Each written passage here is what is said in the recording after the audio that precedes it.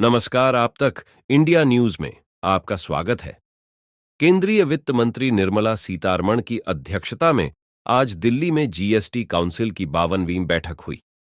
बैठक में राज्यों और केंद्र शासित प्रदेशों से वित्त मंत्रियों ने भी भाग लिया। इस बैठक में गुड़ समेत कई प्रोडक्ट पर जीएसटी की दरों को कम करने का फैसला लिया गया।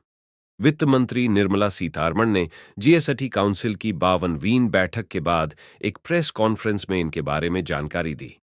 वित्त मंत्री ने कहा कि वजन के हिसाब से कम 70% कंपोजिशन वाले मिलेट के आटे से फूड तैयार करने पर बिना ब्रांडिंग के खुले में बेचे जाने पर 0 जीएसटी लगेगा, जबकि ब्रांडेड, प्री पैकेज्ड और लेबल वाले मिलेट के आटे पर जीएसटी 18% से घटाकर 5% कर दिया गया है। मिलेट के आटे से बने खाद्य पदार्थों पर जीएसटी दर कम करने का सरकार का उद्देश्य इसकी सार्वजनिक पहुंच बढ़ाना है। जीएसटी काउंसिल ने शीरा पर जीएसटी को 28% से घटाकर 5% करने और मानव उपभोग के लिए डिस्टिल्ड अल्कोहल को लेवी से छूट देने का भी निर्णय लिया।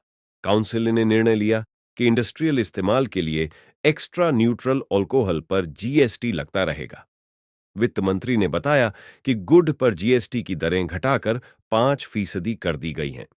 अभी तक गुड़ पर 28% की दर से टैक्स लग रहा था।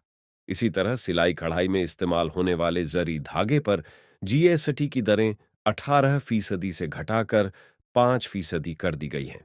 जीएसटी काउंसिल की इस बैठक में टैक्स की दरों के अलावा भी कई अहम फैसले लिए गए।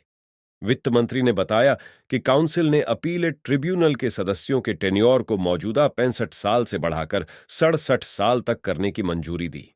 कम से कम 10 साल तक के अनुभव वाले वकीलों को अपीलेट ट्रिब्यूनल का सदस्य बनाया जा सकेगा। काउंसिल की बैठक में कुछ टैक्स पेयर्स को भी राहत दी गई। अगले साल जनवरी तक अपील की जा सकती है।